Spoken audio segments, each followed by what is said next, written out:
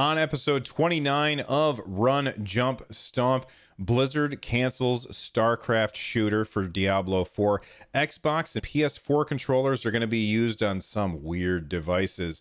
Destiny 2 cuts platform exclusives, and get ready to play Elder Scrolls 6 Forever. Those stories and more on this episode of Run, Jump, Stomp.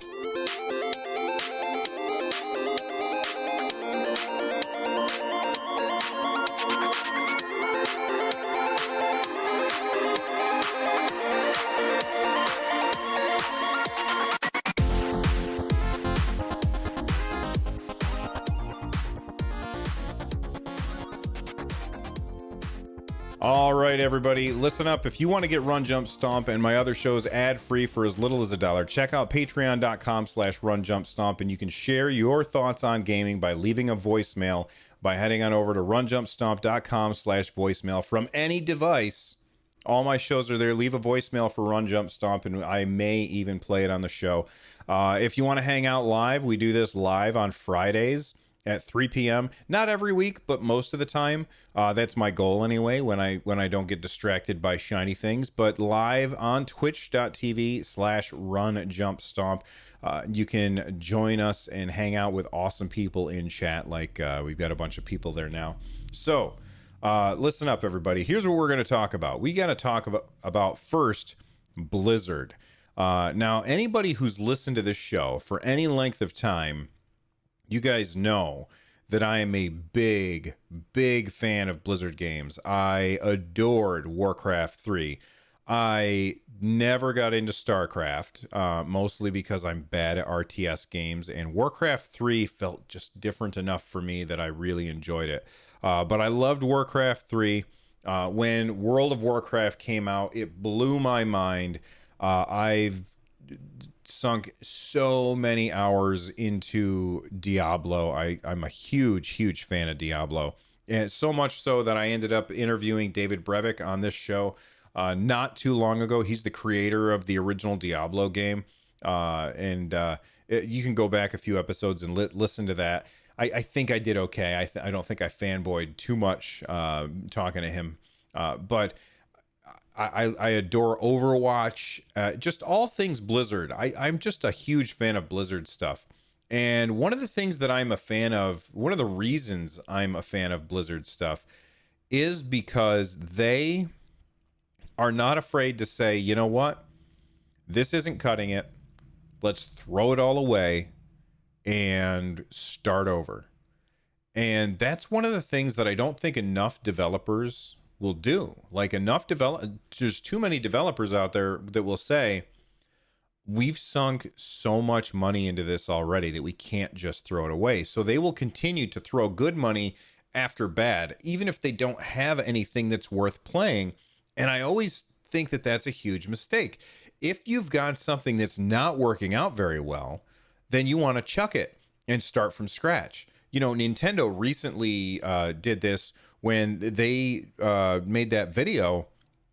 I think it was like 3 or 4 months ago, I think, where they were saying, look, we've been working on Metroid Prime 4, but it's not working out the right way. Let's just junk it, and we're going to get Retro Studios to do it, and we're going to do it right, because we don't want to put this out and have it not be right.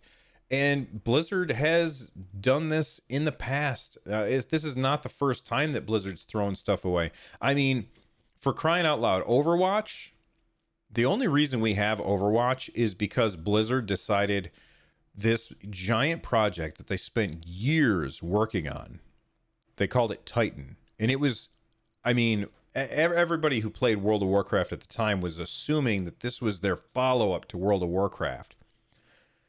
Blizzard said, you know what? This is not working out. Let's junk it. And they threw it away. They did hold on to the lore that they had built, and they decided to take what they had built and they turned it into a shooter. And that's what became Overwatch. And, you know, the writing's on the wall. Overwatch is fantastic. Overwatch is an amazing game. Overwatch is incredibly popular, and it's one of Blizzard's most popular games. So I'm a huge fan of Overwatch, and we wouldn't have it today if Blizzard didn't have this mentality of, if something's not good enough, we need to throw it away and start over.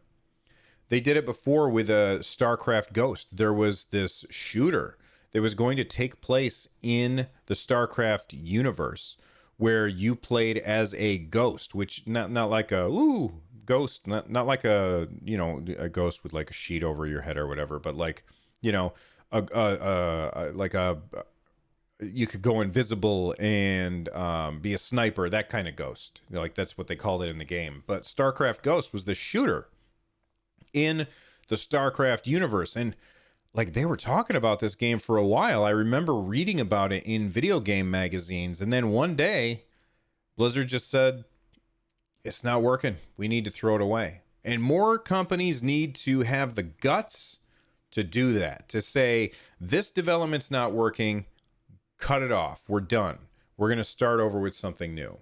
And Blizzard has done it again. This was posted yesterday by Jason Schreier over at Kotaku, and there are sources that are telling Kotaku that Blizzard is canceling a StarCraft first-person shooter to focus on Diablo 2 and Overwatch 2. Now, before you guys get upset, because I know that there's going to be a lot of people who are like, well, what about the people who were been working on this first-person shooter in the StarCraft universe? Don't worry about them. They did not lose their jobs. Nobody lost their jobs. It's just that they've been repurposed to work on something else that is supposed to be working better.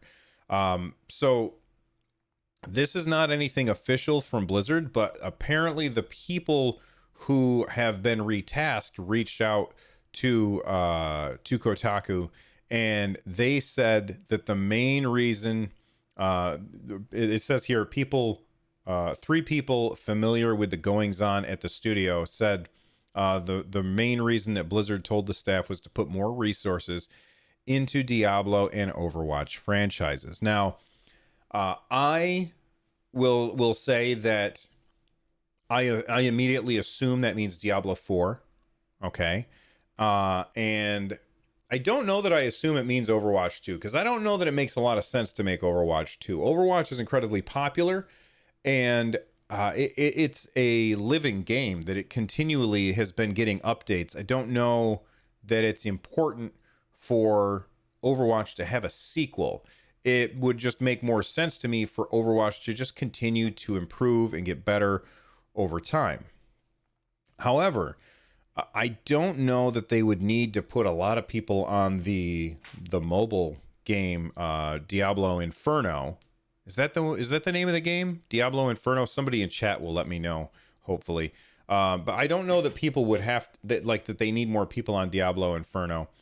But they do need people to be working on Diablo 4, especially after the really, really tepid response that they got from fans at BlizzCon, at BlizzCon last year. You know, Diablo got up on stage, and they really dropped the ball on how they announced this. But they got up on a stage at BlizzCon, which is a very, very PC focused event, and they said, and we're going to end the show at BlizzCon. We're going to end the show at BlizzCon unveiling a Diablo game. And a lot of people assumed, I had to cough for a second. A lot of people assumed that meant Diablo 4. And then and then Blizzard gets up on stage, and they're like, oh, it's Diablo Immortal. Thank you, Fisto in chat, for telling me the right name of the game. It's Diablo Immortal, this mobile game. And then they had this really, really terrible response to the people who were there and asking questions about it. Like, people were like, well, this isn't really what we want. Is this a joke? And while I get it, you're not happy about it, but don't be like, I feel like the people who did that were kind of rude to the people on stage. They're unveiling this thing that they're proud of, and you're like, oh, your work is a joke. I don't think that's cool. But I really don't like the way that Blizzard responded to that either. They ended up saying, "Don't you people have phones?" Which was very, very tone deaf and kind of a lame response. Like they were trying to be all jokey about it. And I get it, I understand, but I don't think that anybody in that situation did things the right way. At least I'm not happy that Diablo, I have to look at chat again, Immortal.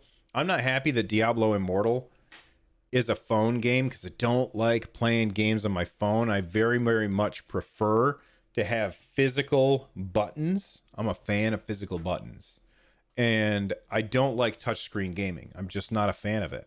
So I'm not really interested in Diablo Immortal. However, I'm willing to give it a chance because it's Diablo and Blizzard has really not let me down. There are things that Blizzard has put out that I haven't been like, oh my God, this is the greatest thing since sliced bread. But for about 7 years, I played nothing but World of Warcraft. Diablo 3 completely consumed me when that game came out. So I'm willing to give Blizzard the benefit of the doubt. In fact, Diablo 3 is so good, I bought it 3 damn times. I got it on PS4, I got it on PC, and I got it on Switch. It's an amazing game. But, we're not really here to talk about Diablo Immortal. We're here to talk about the idea that Diablo 4 might be coming. And I'm very, very excited about that. I feel like Blizzard has heard from their fan base, and they understand that we're not really interested in phone games. Does that mean I don't want them to ever make a phone game? No. But I don't want them to not make this in order to make a phone game. That would be a mistake. So, Diablo 4, I love the idea that Blizzard decided to cancel a first-person shooter set in the Starcraft universe to give me another Diablo game. I'm very happy about that. As far as whether or not Overwatch 2 is going to happen, I doubt it. I feel like it's just going to be Overwatch forever, and it's just going to keep evolving. Maybe an expansion pack, but then even then that would split the player base. One of the great things about Overwatch is just everybody has the damn thing. So you can sit down and find a game like instantaneously. If you launch Overwatch 2, that splits the player base into 2 sections. The people who are playing old Overwatch and the people who are playing new Overwatch. And I know this has happened before. Every year there's a new Call of Duty and everybody buys the next one and moves forward. So maybe I'm just assuming the wrong thing, but for the most part, Blizzard doesn't tend to do that very often. I say that after just asking them to make a sequel to Diablo 3. In all honesty, I'd really like to play Diablo 4, but I'd also just take more Diablo 3, just for me anyway. Fisto in chat is saying, I wonder if THQ Nordic jumped on the opportunity to make Darksiders Genesis after the whole Diablo Immortal backlash. Okay, let me actually address that because that's a good thought. I would say probably not. They probably decided to do this a while ago because it takes a long time to make a game.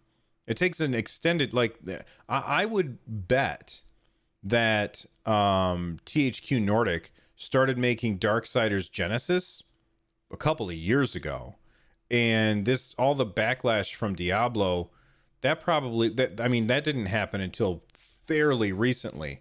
So I don't think that's probably the impetus for what made THQ spring into action.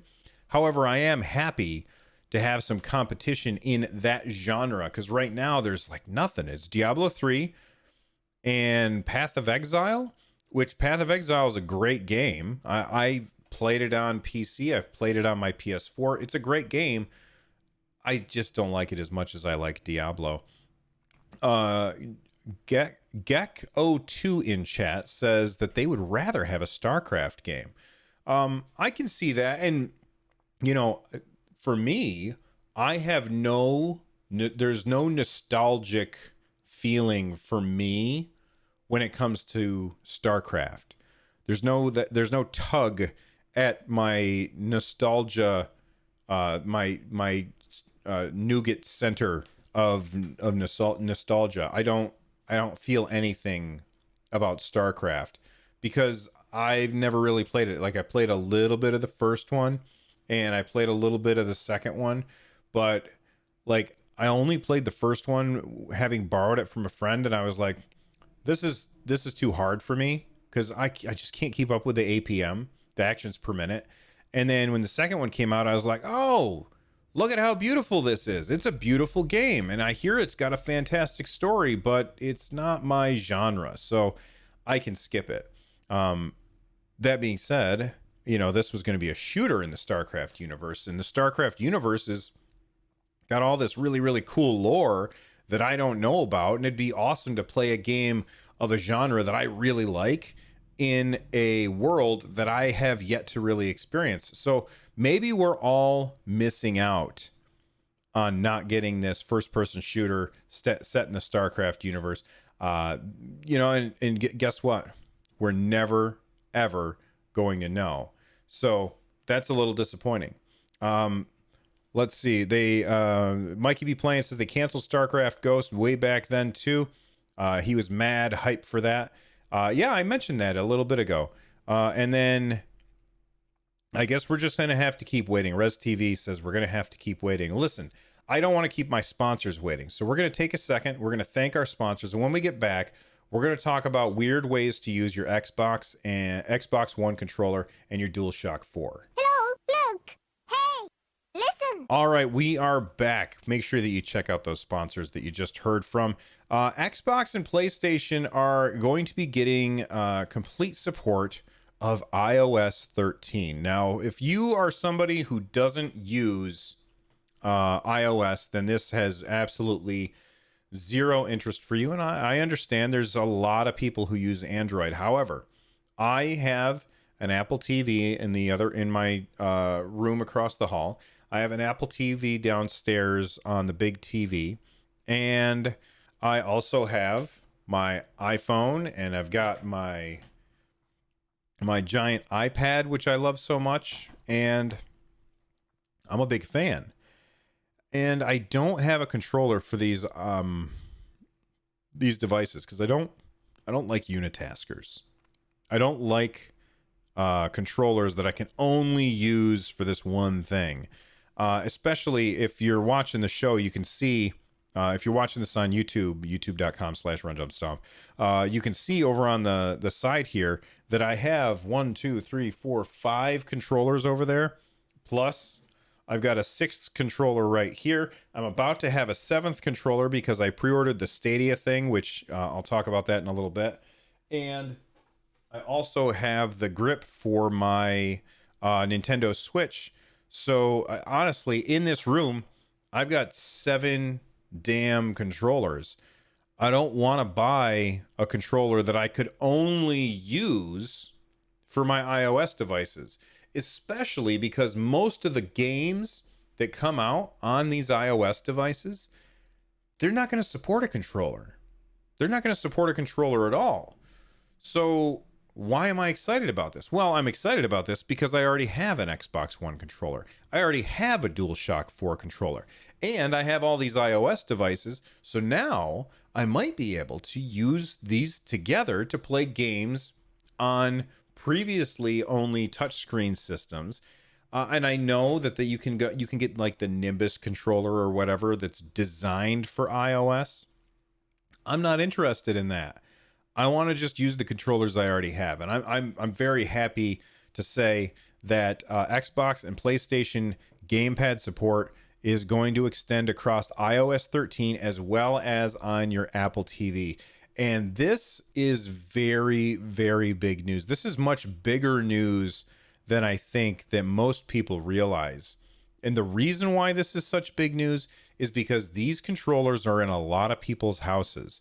And there's also Apple TVs in a lot of people's houses. And there's also iPhones and iPads in a lot of people's houses.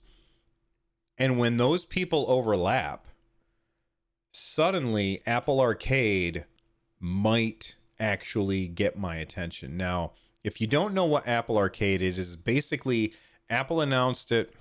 God, was it last year? I'm not sure when. Not at WWDC, but I think it was at their fall thing. At their fall event last year, they announced Apple. You know what? No, I think it was back in March or February. Actually, they announced Apple Arcade, which is this subscription service. I think it's $10 a month. I could be wrong about that. But they went out and they got developers to make games for their platform. Now, I know that a lot of the games that they're making for their platform are going to be games that are focused on touchscreen gaming. There's nothing wrong with that. Okay? That's not for me, and I'm okay with that. However, there's also a lot of people out, or there's a lot of developers out there who make games that would easily run on an iPad like this. But figuring out how to get those games to work with a touchscreen interface doesn't make a lot of sense. It would be easy to port a lot of those games, but you would want to have a controller in order to really have the best experience. And it's a big cost for a developer to suddenly say, all right, let's figure out exactly how much we're going to have to spend in order to develop touchscreen controls that work for this game, when all they really have to do is click a button to port it from Unity. If they made it in Unity, then, you know, the same way that they port it from Xbox to PlayStation and PlayStation to Switch and Switch to PC, they basically check another box and fix a few bugs, and now they've ported it to Apple TV and iOS and Macs. And having a controller that people already have that makes a lot of sense suddenly. You know, not very many people have a Nimbus controller. But if I go on the App Store and it says requires a controller, and I look over and on my table I've got an Xbox controller that I can pair with my iPad, now I'm going to consider buying that game. I think that this is really, really good news. It's really good news for Apple. I think it's bad news for Nintendo.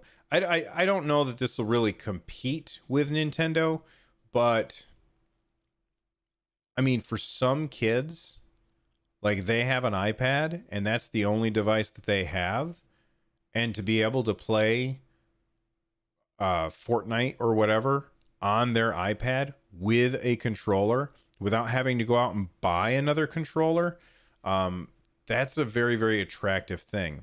And I think this is going to bring some developers to release games on iOS that otherwise wouldn't have, just because they don't have, because it was unlikely that people would have that kind of controller in their house. iCase81 says, I wouldn't get an MFI controller. By the way, MFI is made for iPhone, I think. MFI controller, because half the time they don't work with newer iOS versions. I had a controller that worked until like iOS 8 or something, and the ones that were good were like $60 plus. Well, I mean, just to be fair, iCase, you know, a lot of these controllers are pretty expensive. Like the Google Stadia controller that was just announced, that's a $60 controller. The blue controller that I'm pointing to in the background here, that's a $60 controller. I think the Switch controller is $80, and the PS4 controller, I don't know how much that is off the top of my head. I think that's about $50. So I feel like the MFI controllers, yeah, they're $60, but that's how much controllers cost. Controllers got a lot of stuff in them, so I can understand why they're getting pretty expensive. J Harley 17 says there are ways wirelessly, but I have to search it again. It's been a while since I've used. Wait, what? I must have read part of a conversation, but not the other. Anyway. Fisto says the controller probably won't work on Mario Kart Tour. Probably not. That's a game where you play with tilt controls or just dragging your thumb across the screen. We'll see what happens. I think that this is a big not implementation, This is an important development for iOS as a gaming platform. Do I think that the Apple TV is suddenly going to be like the place to play games? No, probably not. But for people who only have iOS, this is going to be a way for them to play games, and that's an attractive thing for developers who want to build, grow their audience. All right, let's talk about Destiny. Super Mario World. Destiny 2 is, man, they're in the news a lot right now. They just broke off from Activision Blizzard, and they are, wait, was it Activision?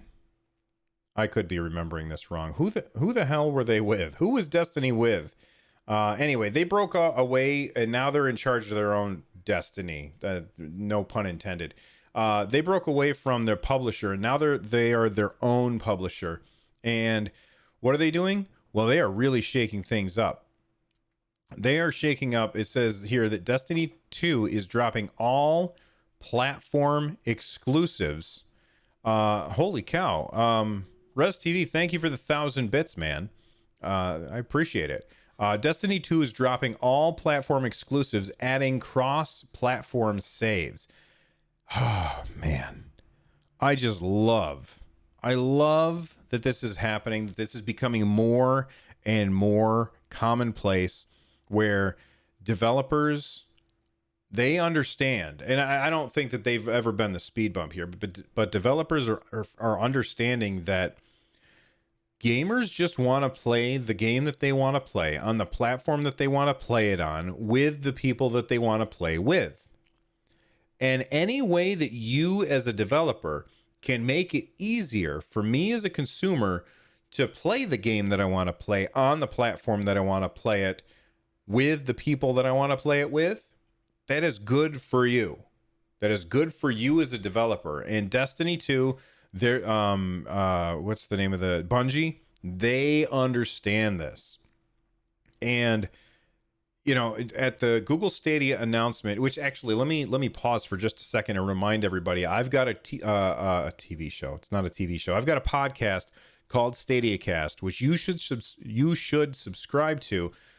We are recording on Sunday. My buddy Lloyd and I and Patrick Beja, we're going to be talking all about Stadia's new stuff. So that's why I'm really not focusing on it on this podcast. So make sure that you subscribe to the other show so you get all the Stadia news, because we've got a lot to unpack there. But Stadia, they came out the gate. They're talking about Destiny 2. And they're like, and by the way, you can bring your character from the PC version of Stadia or the Xbox version of Stadia over to the Stadia. I said Stadia too many times. You can bring your character from the PC version of Destiny 2 or the Xbox version of Destiny 2 over to the Stadia version of Destiny 2. You could just port your character over and actually play your character on both places, which is fantastic.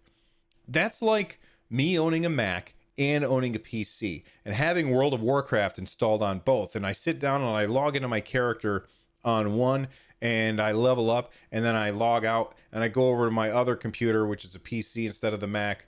I sit down, I log in. Oh, look at that. My character's leveled up. That's awesome. This is cross progression. This is the way it should work. Okay.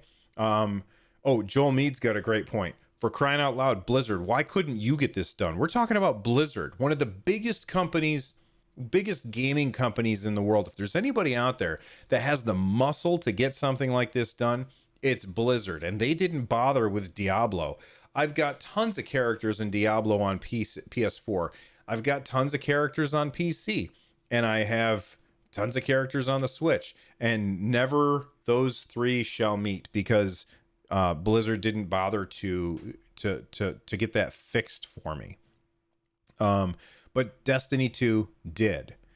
So at the Stadia announcement, they said you can bring your new character or your characters over. And then on the very bottom, it said PlayStation 2 is subject to Sony's approval. And then Sony said, yeah, okay, we're going to do it. So this all kind of started a couple years back with Rocket League and Fortnite. And Sony was putting up roadblocks saying, we don't want, we don't want you mixing with the other players. We only want you playing with the Sony people. And that's just lame. It's so lame. I mean, pull your head out of your ass, Sony. That's so lame. So it seems like Sony's finally starting to awaken to the realization that every time that anything like this comes up, they look like the bad guy. And it makes me very, very happy that they're realizing this, because they said, okay, go ahead. You can now do this. You have cross-save progress across PlayStation 4, Stadia, Windows PC, and Xbox One platforms. So if you own Stadia on any of those platforms, you can, I keep saying Stadia. If you own Destiny on any of those platforms, you can play on any of those platforms the same account. This also recently happened with that Monster Hunter clone, Dauntless. Dauntless has cross-save progression. So if you're playing on PC, you can play with people on Xbox. You can play with people on PS4. It feels like Sony's finally understanding it. And when the PS5 and the Xbox Next, and of course Stadia already announced that they're going to support crossplay, and the next Nintendo console, when these next consoles get announced, they better have crossplay. And I've talked about it before, but this is fantastic. It allows me to play with my friends no matter what system that they decided to buy.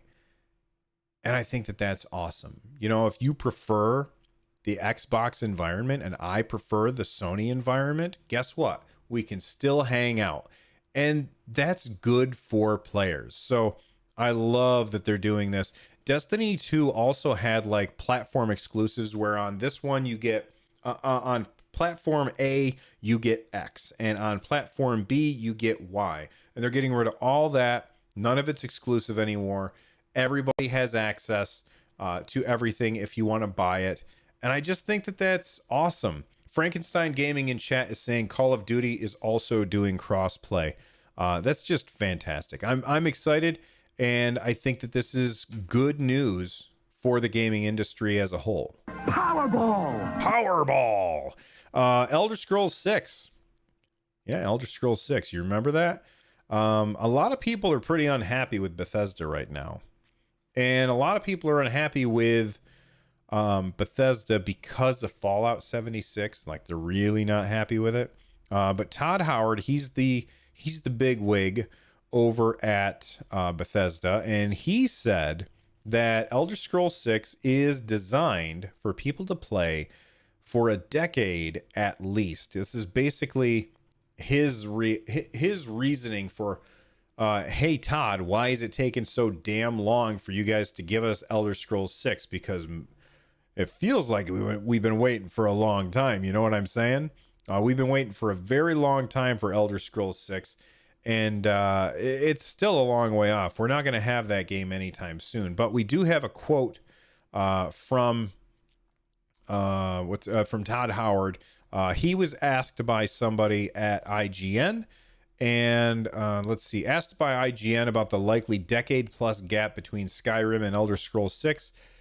He said that Elder Scrolls 6, it's not what we're. I'm sorry. Let me start over. He said, it's not that we're not feeding high quality Elder Scrolls to people.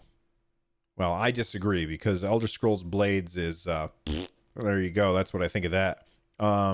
It's not great. It's not great. But then he said they want, he's talking about gamers. He said they want a certain type of experience that is very it's what we've done, and this is him. His ums and stuff. You can pick up this water bottle. You can do X, Y, and Z, things that we love. The gap in between is obviously going to be long. It already is. On one hand, I think it's good to miss things. I think that's what makes people come to it with really fresh eyes.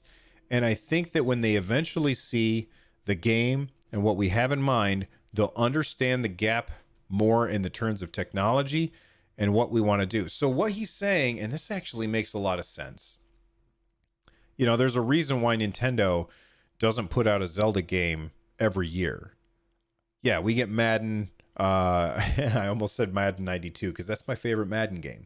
You know, we get Madden 92 and then Madden 93 and then Madden 94. And every single year there's a new one. It's the same thing with Call of Duty. Every year there's a new Call of Duty. Every year there's a new this. It's, you know, the serialized. And we end up having these things so often that we never kind of long for them. We never miss them. Vaxer in chat says FIFA. You know, it comes out every single year. You never feel like, man, it's been a long time since we've gotten one of these games. And now that it's here, I'm really, really excited. It's just like, oh, here's the next version of the game that I already like. Okay, cool. I like the idea that they're taking their time and stretching things out so that when it finally gets here, we're really, really excited. I mean, I feel like I trust them. Why do I trust them? A couple of reasons. Number one, Skyrim. Skyrim is a game that I there are very, very few games in the world that I put more time into than Skyrim. I bought it on my Xbox 360. I played so many damn hours of Skyrim on my Xbox 360 until my Xbox 360 had a red ring of light death. Okay. Then I ended up picking up Skyrim on my computer and I played it forever on my computer. I adored that game. I had so much fun with it. So I don't even know how many hours I have into Skyrim, but it's a lot. And he goes on to say, the one thing the Gap does is people are still playing Skyrim. It's one of the best-selling games. I know people joke about it online, but it's one of the best-selling games on Switch. Anything we put it on, it becomes a hit game, and they love it, and they still play it. It's almost infinitely playable. All the mods and everything like that, and we're 8 years post Skyrim. It lets us know what we're going into Elder Scrolls 6, that this is a game we need to design for people to play for a decade at least. So what he's saying is, if you design the game in a way that it is infinitely playable, then it doesn't matter how long we have to wait for it. Because when it gets here, you're going to be sated for an extremely long period of time. And yeah, I think that that's good. And that kind of game development takes a really, really long time. So I think that overall, I agree with what he's saying. Am I still unhappy with what they're doing with Elder Scrolls Blades and that kind of stuff? Yeah. I have not personally played Fallout 76, but I've heard awful things about it. I'm not happy about that. So does Skyrim give them enough of the benefit of the doubt? I don't know. Maybe. I would like to think that we can give them a little bit more benefit of the doubt than others because Skyrim has been so fantastic. And if you're itching for more Elder Scrolls, I highly recommend you check out Elder Scrolls Online. That game's fantastic. And if you don't want to play with other people, you don't have to. It feels like a Skyrim game. It really does. A Skyrim game. It feels like an Elder Scrolls game. It really does. It's very, very fun. The combat is really good. I'm a fan of it. It is an MMO, but you can play it by yourself, and it doesn't feel like an MMO when you're out doing solo quests. Everybody's voiced. It's really fun, and I'm a huge fan. Excuse me. Res TV in chat says, I probably put 1,000 hours into Skyrim across PC, PS3, PS4, Switch, and PSVR. By the way, guys, if you want to call into the show, go into the Discord and join the channel called Green Room, and you can call in and tell me, what are you excited about for E3? And if nobody calls in, then that's fine too. Let's see. Misfit is also excited for, or has also put a lot of time into Skyrim. Vaxer's laughing because I hit the red ring of death. That makes me sad. Thank you, Vaxer. Let's see. What else? The consumer wins when there's more competition. That's right, Joel Mead 24. I agree. iCase81 says, same here. Not 1,000. but I bought it at launch on 360, got the Game of the Year edition on PC, and bought it on the Switch. I only ever beat it on Switch, though. iCase81, do you think that the reason that you beat it on Switch was because you could take it with you and therefore you could keep playing? Because I feel like that's the reason why I was able to finish Breath of the Wild on the Switch, was because I could take it with me wherever I went, and if I wanted to keep playing, I could take it out and keep playing. Whereas if I don't have it with me and I spend enough time not playing it, then my brain stops thinking about it all the time, and then suddenly I'm not interested in playing it as much. All right, we got a caller. Let's see. Hello there. Who is this, and what do you want to talk about?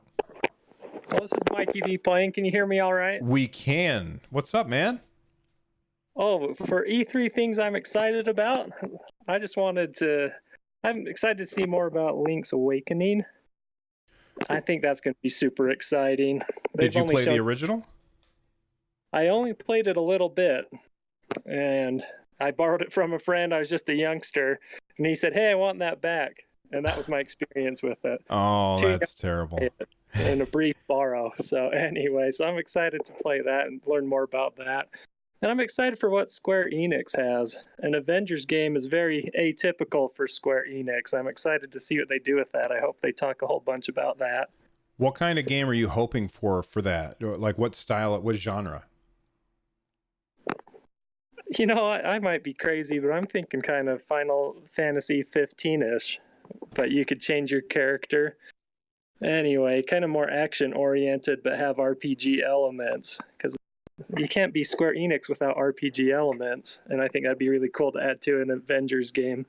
Instead of like a Ultimate Alliance button masher. I think it'd be cool to have kind of an RPG, more strategic game. So yeah, I feel like, excuse me, I feel like I agree.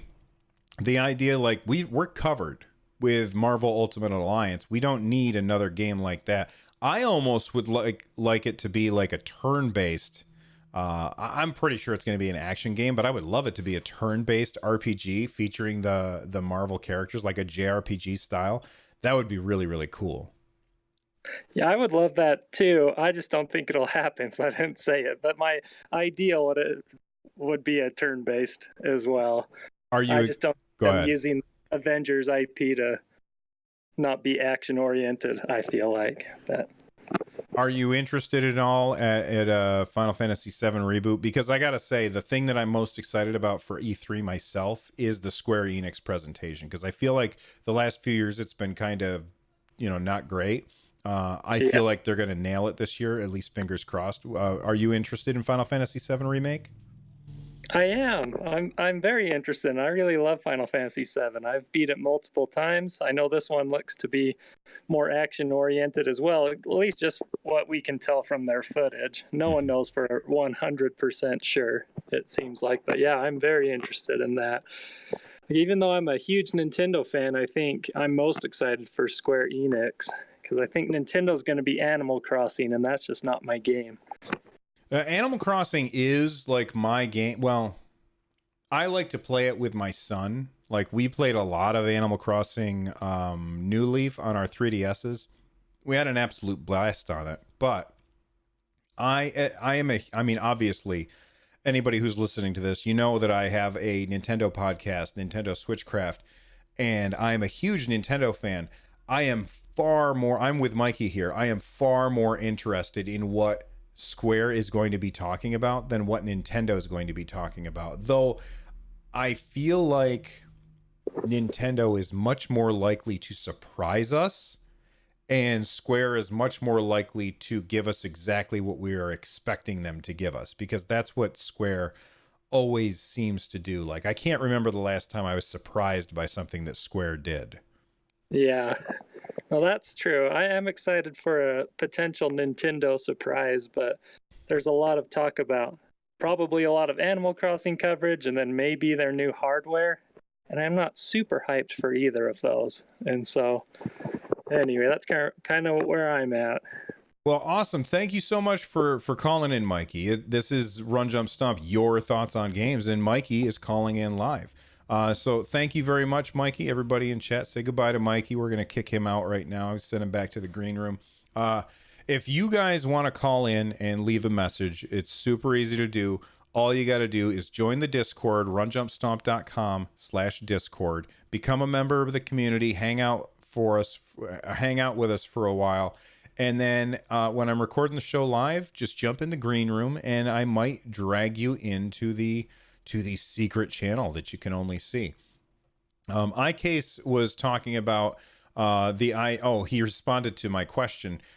He says, yes, I play more on Switch because I can play in bed while we watch TV at night. My wife's in the bath or doing something with the kids or work or life in general. I don't have time to sit and play in front of the TV or on my PC anymore for hours at a time. So I can play on the Switch for 30 minutes, put it down, pick it right back up where I left off. That's exactly how I feel about it. I think that he's summed it up really well. So anyway, big thanks to Mikey for calling in. And I think it's time that we wrap up the show. Let's see here. Outro. It's time for you to become a part of that community. Join that Discord, okay? You can also watch the show live over at twitch.tv/runjumpstomp. You can get a hold of me on Twitter at runjumpstomp and use that hashtag RJSPod because I have those other shows that I was talking about. I want to be able to filter whatever it is that you're saying to the show that you're saying it to. If you're looking for ways to support the show, there's a million ways to support the show. Big thank you to everybody who already supports the show. Head on over to runjumpstomp.com/thank you. Speaking of thank yous, I want to thank Res TV, who cheered during the episode for 1,000 bits on Twitch. That's awesome. Johnny Link subscribed for 24 months of support. Frankenstein Gaming gifted 3 subs during the podcast. Elvis Cat subscribed for 5 months. iCase subscribed for 3 months. Crazy Leg subscribed for 17 months. Kodiak Moonwolf subscribed for 24 months. And Fisto subscribed for 11 months. And Misfit subscribed for 4 months. You guys are fantastic. I really, really appreciate the support. The show just wouldn't be the same without your support. So I really appreciate it. Thank you so much. The music that you are listening to right now is Through a Cardboard World by Tony Lays. Check it out. I'll see you guys later. Bye-bye.